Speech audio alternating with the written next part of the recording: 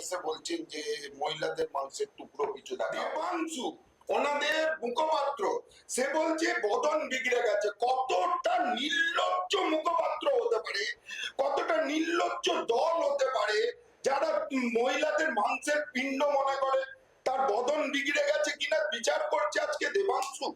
আজকে আপনি বলছেন মিডিয়াতে আসার আগে উনি একটু বলছেন যে সাবজুডিস ম্যাটারের স্টেটমেন্ট, উনি সুপ্রিম কোর্টে হিয়ারিং আছে বলে ডাক্তারদের ভয় দেখিয়েছেন স্বয়ং মাননীয়া, আর সিস্টেম করাপ্ট করেনি। মাননীয়া বলেছেন ঝাড়গ্রাম থেকে কলকাতা আসার সময় আমি পুরোটা বিনীতের সঙ্গে ফোনে ছিলাম, আর বিনীত কার সঙ্গে ফোনে ছিল না, ও টালা থানার ওসির সঙ্গে।